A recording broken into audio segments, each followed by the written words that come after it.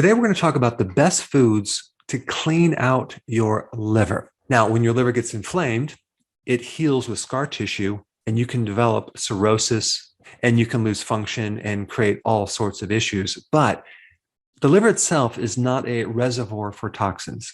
So I want to shift my talk into the best foods to reestablish the full function of your liver, to get your liver able to detoxify at the highest level. And you can totally do this with foods. So we're going to cover all those, but I want to first talk about the different functions of the liver, okay? It has the ability to detoxify. It makes bile. Bile is a detergent to help you break down fats and extract certain nutrients from fat. Your liver is a main producer of hormones. That's right. One being IGF-1, insulin-like growth factor number 1. Now, what is that? That is a very similar hormone to growth hormone. Growth hormone is made by your pituitary gland. It's sent to the liver. It works through the liver. And you can kind of consider IGF number 1 as an extension of growth hormone. It performs very similar functions. So it has everything to do with helping you burn fat. It's an anabolic hormone, so it helps you build muscle. It has everything to do with building proteins. And it also can help tap into your fat reserves and your stored sugar reserves for fuel. Now, your liver also makes steroid hormones, okay, like estrogen, progesterone, testosterone, vitamin D3, which, by the way, acts like a hormone in the body. In fact, it probably is a hormone, but we classified it as a vitamin. And the other sex hormone is cortisol, the main anti-inflammatory hormone in the body, the main hormone that helps you adapt to stress. So without cortisol, your body can't adapt to stress, and you're going to get really stressed out. In fact, 80% of the cortisol floating through your bloodstream originates from your liver. So all these steroid hormones come from this one thing, cholesterol. And so the liver is part of the building block of not just cholesterol, but a real key part in the creation of those hormones. And what's interesting is that people take certain drugs to block cholesterol, like statins. Well, guess what's going to happen to these hormones? You're not going to be able to make them efficiently. You're going to have all sorts of issues. And your liver makes a good portion of the cholesterol in your body. All right, so those are just some of the many functions of the liver. Your liver actually has 500 different functions. Now, before I get to the food, I just want to briefly mention the different symptoms that occur when you have damage to the liver. One would be itchiness in the body. Another one would be that your skin and the whites of the eyes turn yellow. That's called jaundice. The next one is lethargy. And then you have achy joints. So many people who are stiff and have inflammation in the joints really have a liver problem. Feeling nauseous is a big symptom of the liver. Having a lowered cognitive function could be liver related. And if you have gallstones, there's definitely a problem with the liver, simply because the liver makes bile, and it's a deficiency of bile and a high level of cholesterol that makes you end up with gallstones. All right, so now let's dive into the best foods for your liver, okay? Number 1, cruciferous vegetables, okay? Talking about kale, broccoli, Brussels sprouts, radish, arugula, wasabi, mustard greens. They are all cruciferous vegetables. They are very high in a natural phytonutrient called sulforaphane. And sulforaphane helps to detoxify the liver. It helps the liver to get rid of inflammation. And inflammation leads to insulin resistance. It leads to high insulin, it leads to diabetes, and it can even lead to cancer. So sulforaphane is a really important liver protective compound, and it can also help if there's fat in the liver. And with enough sulforaphane, let's say, for example, if you drank too much coffee, sulforaphane helps to quickly detoxify things like caffeine, drugs, chemicals, and even poisons.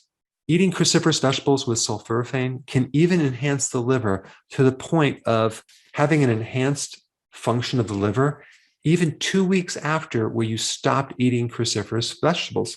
So some of the effects from eating cruciferous vegetables extend into the future, even if you don't eat them. That's pretty cool. Now, if you consume cruciferous sprouts, okay, you get a major enhancement in sulforaphane, especially when we're talking about broccoli sprouts, radish sprouts, and even mustard seed sprouts. So sprouting is a very, very smart thing to do because all you need is just a little bit of those sprouts on your salad to create a huge effect. You see, one of the key enzymes to activate sulforaphane is destroyed with heat. So if you overcook broccoli or especially cauliflower, you're not going to be able to get this full magnitude of sulforaphane unless you at the same time add a little sprouts to your salad or a little bit of raw cruciferous. Or if you added a little bit of mustard to your meal, because mustard has a lot of that enzyme, because it's a cruciferous, that will help activate sulforaphane in the food that is cooked. So this is just another reason why when you have a salad, you want to add different things to it, like sprouts. And there's many other phytonutrients in cruciferous vegetables that support the liver function, which also have a lot to do with decreasing complications from diabetes and free radical damage, and improving sensitivity to insulin and improving insulin resistance and just supporting your blood sugars. Personally, I consume a lot of arugula in my salads. So that is just loaded with those enzymes to activate sulforaphane. I also do a lot of raw cabbage, like coleslaw, for example, and sauerkraut, which is just loaded with the enzymes to activate sulforaphane. So out of all the things you can eat, cruciferous is at the top of the list. Now, the number 2 item is garlic. Now, garlic is something that is loaded with sulfur, and sulfur is a wonderful thing to detoxify the liver and also act as a natural antibiotic. So it's very, very antibacterial, antifungal, antiviral. And garlic is really good for stripping off fat from your liver. And garlic also has a lot of vitamin B1 as well. I mean, garlic is just one of those superfoods. It's anti-inflammatory. It's a very powerful antioxidant, and it has huge anti-cancer properties. All right, the next one for the liver is turmeric, okay? Now, the active phytonutrient in turmeric is curcumin.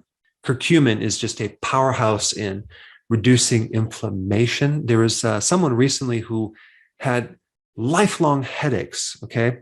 And they had to take copious amounts of Tylenol for years and years and years, and their liver has been going downhill. And so one of the key things that she did is started taking turmeric on a daily basis. And so not only did her headaches go away, but now going in the future, not having to take Tylenol, her liver is going to do much, much better. Now, one thing I want to say about the liver is that the liver is rugged. It's tough. It can bounce back unless it's completely destroyed. It only needs a little bit of itself to function. And a lot of people have destroyed a good portion of their livers, and they're able to exist and survive, which is quite amazing. But out of all the organs, the liver is the most robust. It can take a beating and it can bounce back. Now, turmeric can also detoxify heavy metals like lead, mercury, cadmium, and even arsenic. Turmeric helps to repair and regenerate liver function. Turmeric helps stabilize the mitochondria, which is why it's very anti-cancer, because the origin of cancer happens with damaged mitochondria. Turmeric is very heavily studied, especially in its ability to decrease fat on your liver. So if you combine a ketogenic diet, low carb, with intermittent fasting and turmeric and some of these other compounds, you are going to be in really good shape as far as having a healthy liver. Now, the next one on the list is beets. Beets have always been known to help detox the liver. They can help reduce liver enzymes. If the liver enzymes are high, they can help reduce them. The phytonutrients in the pigments in beets can help activate the release of bile salts, and that can help decrease the fat in your liver. But beets are hepatoprotective, which means they protect the liver cells, and they can significantly reduce inflammation in the liver. And if they can reduce inflammation in the liver, they can slow down the process of fibrosis and scar tissue and cirrhosis. Now, a question that people might have is, what about beets and being keto friendly? Is it going to spike my blood sugars? Well, if you don't juice beets and you have them steamed, there is some carbohydrates in there, But if you add the fiber in there, that will buffer the insulin response. And so in a half a cup of beets, you're looking at about only 6.7 grams of carbs, not terribly high. Now, the next food I want to talk about is mushrooms. Now, what's so important about mushrooms with the liver? Well, mushrooms are the food that has some of the highest amount of glutathione. And glutathione is the main antioxidant for the liver, especially if you do turkey tail mushroom and oyster mushrooms and other mushrooms as well. Mushrooms are hepatoprotective. It means they protect the cells of the liver. All right, now we get to avocados. Avocados are a great thing to consume to help repair and stabilize the liver. Avocados, too, are high in glutathione that support the liver. But the main thing about avocados is all you have to do is consume one avocado a week to see significant improvements in your liver function. Avocados are very, very anti-inflammatory, and inflammation in the liver leads to so many issues, including hepatitis, including fatty liver, as well as cirrhosis. So anything that can lower inflammation would be very good for the liver. And the last thing I'm going to recommend for the liver is extra virgin olive oil. Just a very small amount. In fact, just one little teaspoon in your salad dressing can create significant improvements in liver enzymes. Extra virgin olive oil decreases fat on your liver. It improves insulin sensitivity. It reduces insulin resistance.